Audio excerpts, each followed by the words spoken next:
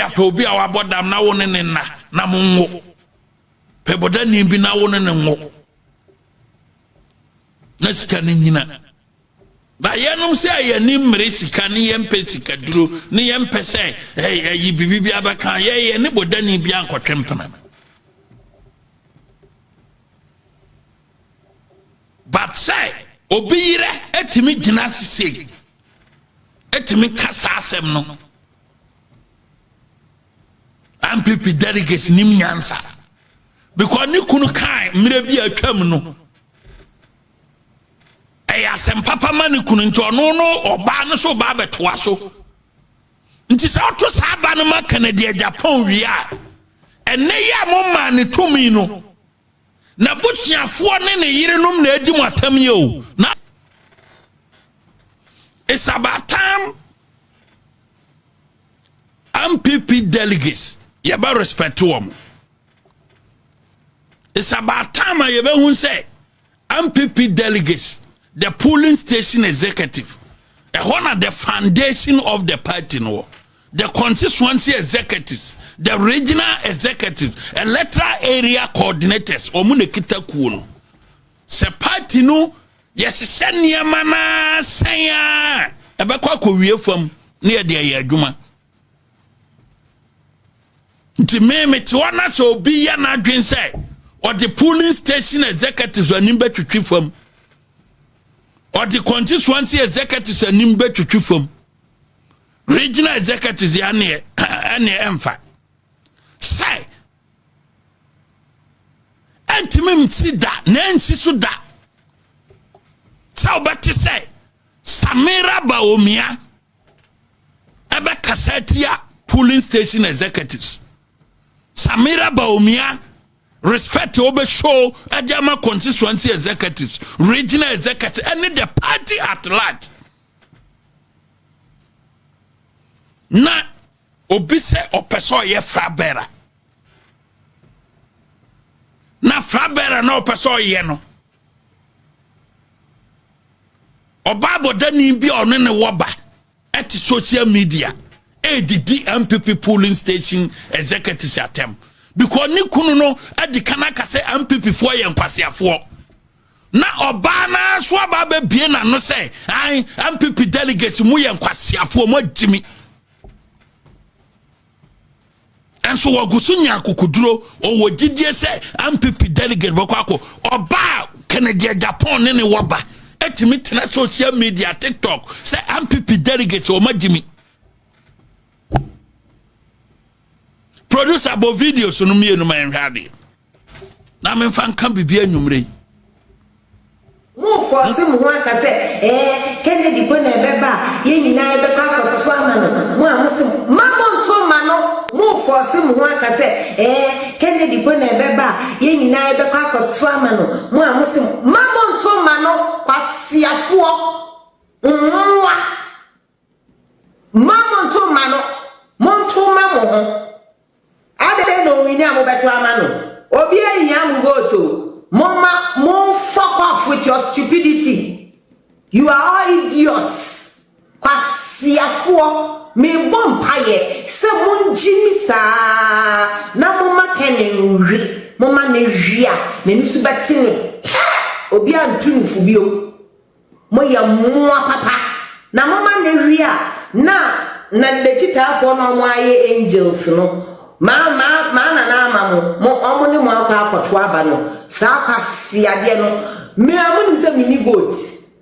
me who say Ken wenya what's the fucking point in going to register for your stupid voter's ID card? What will I use that stupidity to do?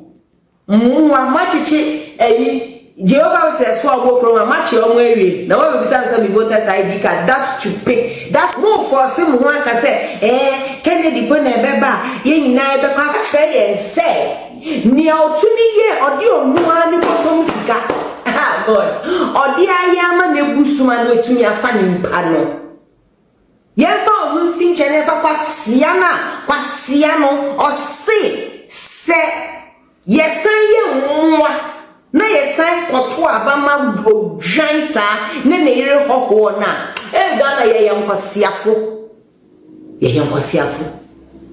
oh ye yankwasiafo so we or time any uchi we uni we aye ntokwa na wo hwe no kre ne pa MPP for mo yankwasiafo to even entertain this stupidity going on.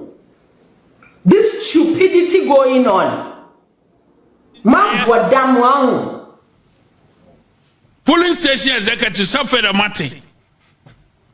Samu kokoto sa abana mo yankwasiafo. Asema ni kunu kan. Asema ni kunu ka kire mo samu yankwasiafo no. Won se ne yire di abeto so. Eti mo amudi na chi nyina na mo yankwasiafo. According to Kennedy Agyapong wife. The party base and an yiridio or matu from no at the polling station executives, electoral area coordinator, constituency executives, regional executives, and odo matu from Muya Kwasia for more Jimmy because Nikuna can be into a no so bad can be.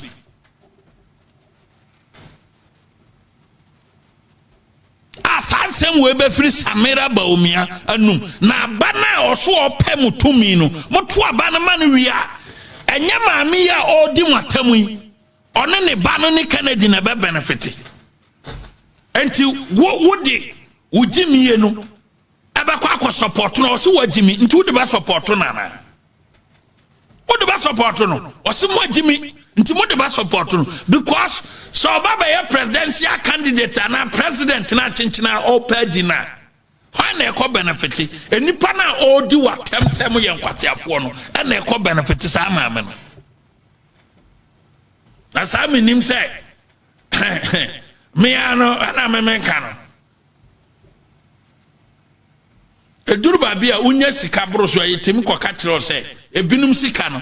omunya ma ne broso a the team kaso sikano be jina ebia pe obi a wabodam na wo ne na monwo pe boda ni bi na wo ne nwo na sikano nyina ba yenom se ayani mmere sikano yempe sikaduro ne yempe se yi bibi abaka ye ne boda ni bi ankotwempena but say obi yire etimi jina sisi etimi kasa asem no MPP delegates nim nyansa because ni kunu kan mire bi atwam no asem papa mani kunu nti ono no oba no so ba betoa so nti sa to sa ba no ma Kennedy Agyapong wia enne ya mo ma ne tumi no na busuafo ne yirenom na adi matam ye o na de tumi ni hye ne nsa Kennedy Agyapong na di kana ba be kase ono dia wo ba ne ncha ba be pa adwuma e dis how dress because me dressing we no wo di ba na nima o mma wadwuma Kennedy Agyapong adi kana ba be kan se media wo ba me nchen ya o ba se wo ba be pa adwuma me mma wadwuma nya o do bet fi producer mo prehwe sa video no nto o ba me nchen ba be pa adwuma ya o do bet fi ene o watade fi ba me mwa na me wasika no bia me ntazare papa nche me ni binti ana me pa adwuma ye ento Kennedy Agyapong no masem ne se o be pa adwuma na on shatare papa o mwa o nkita bet papa o mwa bet papa enche mpaboa papa o mpa adwuma ma ntini padodo asen ana betima ko boutique akoto atare papa se me kwa kosia Kennedy Agyapong enti eda mo beto aba no so no mo be ko boutique akoto atade e de akosia Kennedy Agyapong na e de akoto aba na ma bo video no me wo ba he wa mo bet papa me mfa o shu ye me mfa atade oh enye on na bubia ti eni because obi a won timi to atade papa nche obeyden watumi aye bibi masoso na odi aye papa amanu nya yo padu kura na michiro he obi ba se linko force man president Kufuor Njengo DC obaye anopa tututu wo hwe asoa god bi odi baye na wo hwe belt no a aye say apa say he di na mbisa no one question say into wo bako me wo ba he wa mo belt papa me mfa usuye memfa atade oh enye honorable bia tie ni because obi a won timi to atade papa nhye obi na ni watumi aye bibi ma so na odi aye papa amanu nya yo padukura na michiro sa vere obi ativi eno ana ne yire nti ne yire di watama di watam wia ukoto aba ne ma ne kunu no wia ukwa ubeduro no gina gate ono sama me we no odin be gina gate say obahwe atade e hyew obahwe mpabo e hyew no wahwe bet e hyew na bisa say ukoto aba no hwe watade ye kukuru mpo ne ne abasoa ne ne yire abeka no what say wa bebo wa the polling station executives for no ya ka kire mo say enkrofo binum ni ahobrase o wo mu ni ahobrase ba kokora monto aba mani pa Ghana fo epeno enipa okita kofo suban enipa oye presidential material te se kofo presidential material te se nanado danko akofo ado tani pano aye Dr. Alhaji Mahmoud Bawumia na nemen kotia enipa odi nanim ewo bono region say ai nenti a MPP ankota malisato no say Bawumia chinye enintra wan kwata male central no because ye kwa ye be lusu na tamale central no mummisa kwakwa so ma kire mese tamale central no onim dakora ye kreti constituency no politics ne babeto kwan mu na unu ya de ukọ wura mu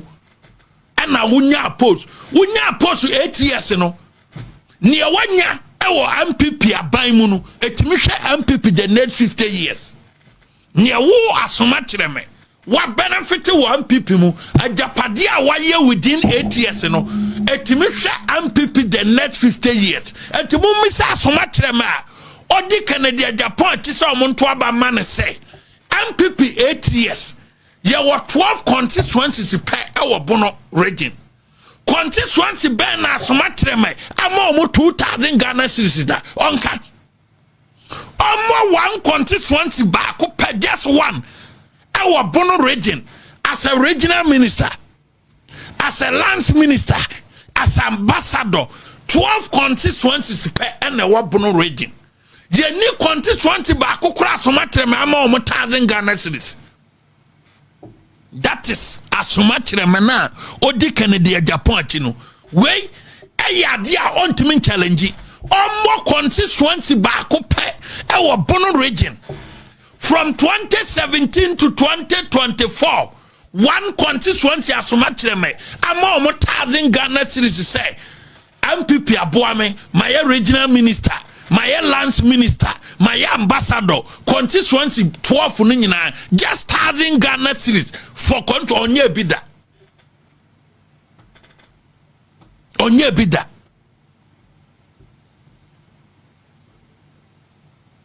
yenim contribution Godfred Odame de Maye yenim contribution Bafo Awia de Maye mummisa ne say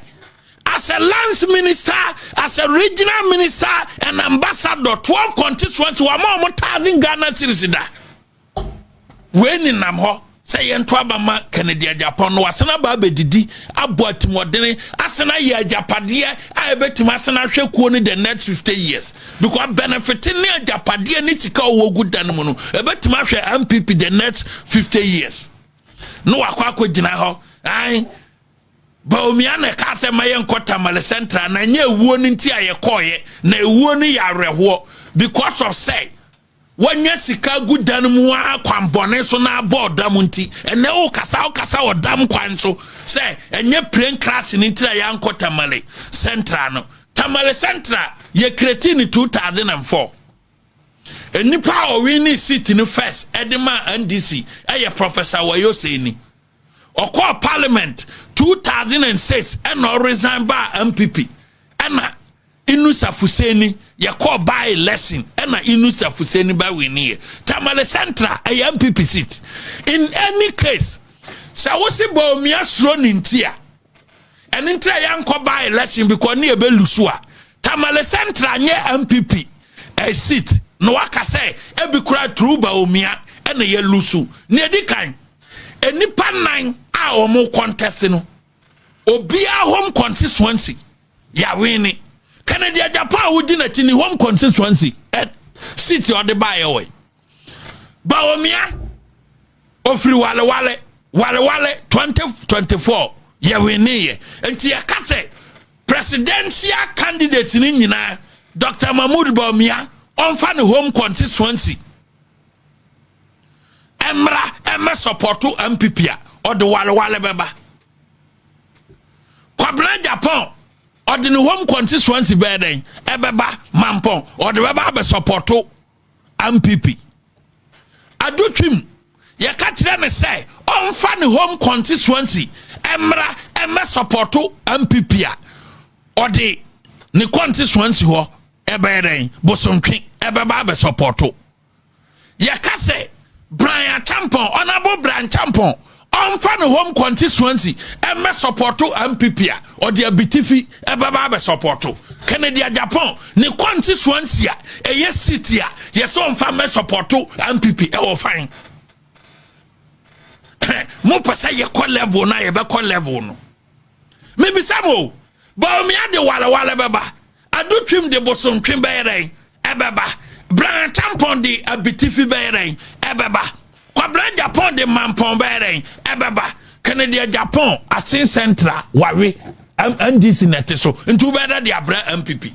anti presidential aspirant ni nyina no obia kura ofri so no watima win city no apart from Canada Agyapong anti Canada Agyapong mo say ono na Ghana fo su frɛ no ada na asin central fo antu afrɛ no Canada Agyapong na mo se Ghana for su frɛ no asin center for de omun sum bi wo ho ei na yada Ghana for su frɛ Canada Agyapong na ni constituency for de nsum bi ada de ntia na kyesa asɛm wo ho enti mo se ba omia ya unpopular wale ni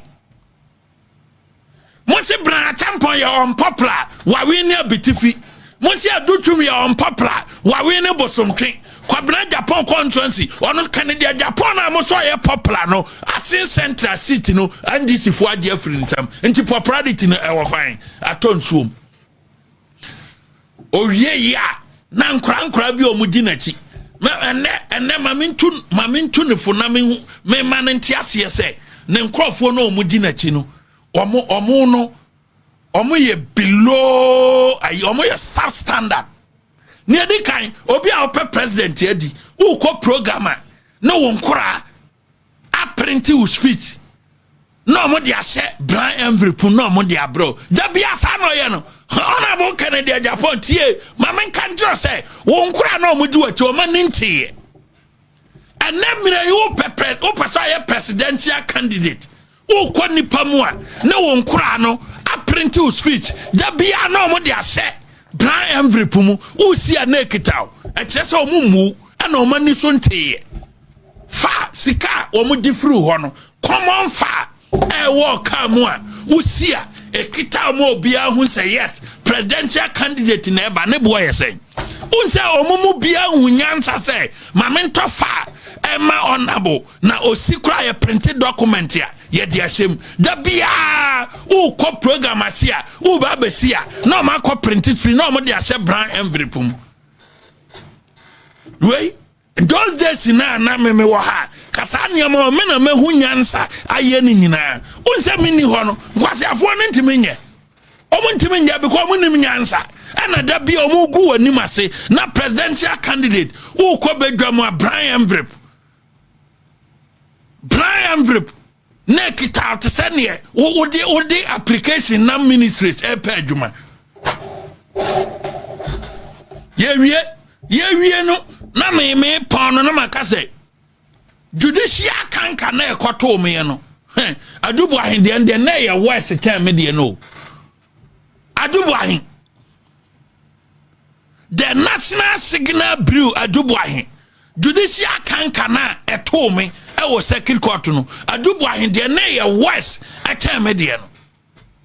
because ono ne de a deliberate attempt to say ye de ne shebotom e de na konsawam judicial kanka sa wudi obi akọ Mako Bank of Ghana akwa di bank statement ya mo say eno na kire say obia for money sika mo de buy mo 200 pages e free mu ba mo say 300 pages nipa no request ya court me say ye mfa ma wo ne mfa ma wo tena because attorney general say mo release judicial kanka kese pa because of say see ye Ghana fo anka ho asemunti na no mo de koyem ekwana ebinuma yese wombe womobe faso aye adwuma kwambone so ade ama aban no airtime say statement ya diaba enipa na request say page say eni ayinimu momfa mami ebesi na yese yemfa ma no enso yese fair trial under article 19 ye wo kroma but ye be make sure say sankrofo bi na omo so mba ye matami dunaka what sankrofo ne de yen trase mo mu judges animase o yen trase mo mu judges animase ko judge fo no papa wo mpa omo yard papa the law is the law wo mo yard papa but omo ketwa bi mienu bi o ma yese wo mo de o be press stubborn na omo de kanka ho aduma na omba ye no oh ye the plier be remove e ba ne say na ma charge obi na nipa no ye entitled to all the documents no or request say document na ma serve me no to say document we kita me 44 pages mo se mo di bedia dance ye mo di man nipa no say mo se documents no mo lebu say 44 ye kan ye nuru mo kwa famra mo se mo mfama judicial kanka no ye kono yaba na ya ka kire mo say x we have found x no be enam na ne message asa na school dropout question if Mahama Eyusu 8 years and sana 1 million votes there and ye 2 million votes no how many years and ye fan x a school dropout question niente a school dropout question ne say wo mo call for nan university ko try exam to fail here no because of mathematical equation be a biti wo munti because of quantitative method be o man pass here enti ana o mo sorry ya na o mo say obidi 8 years 1 million votes there 2 million ebe how many years fan s nedi kan wabon because ultimate sorry country a school for mugu class say fan s without any equation or expression say a simultaneous equation simple interest or quadruple equation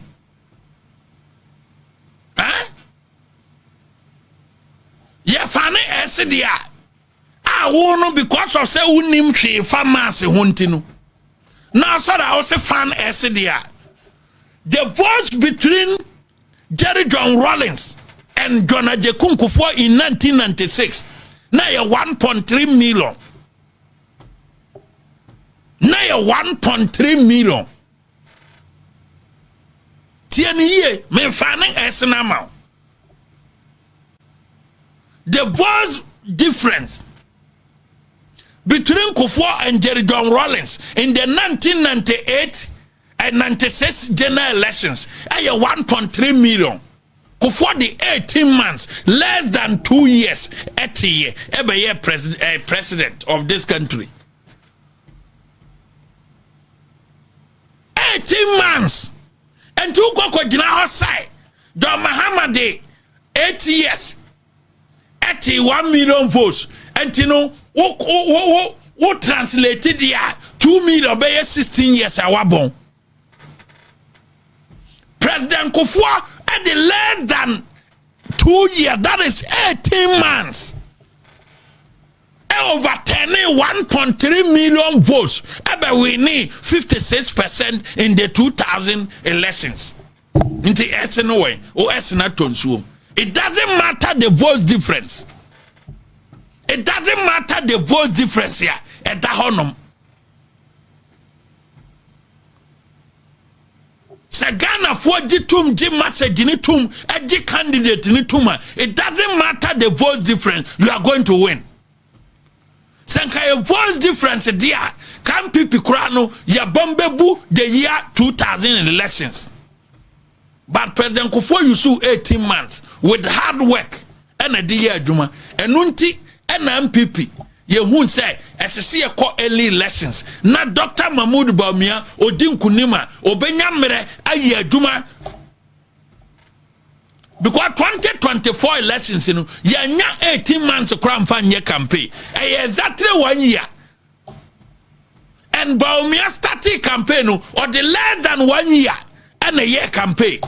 Less than 1 year. And a President Mahama Yusuf 2 years. Solid 2 years solid. And a year campaign. No be Yusuf less than 1 year. A year campaign. And you 41% here. Electoral Commission of Assin Central say 38. But obi onim electoral results audit Assin Central hono ye to aba constituency hono welusu. Until less than a year and Bawumia the campaign here and onya 41. Until Bawumia enya 2 years from 2026 to 2028 there 2 solid years the year campaign there and ye fan why. And you found why? Say Bawumia 2 solid years. Said ya Mahama enya 2 solid years.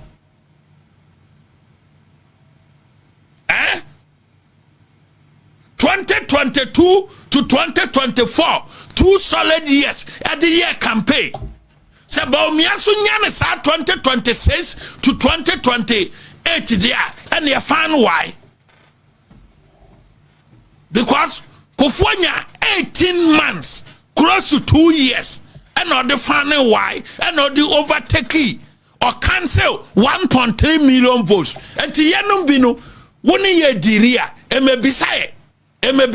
fan S because a year, one more call for University, one more fairly exams.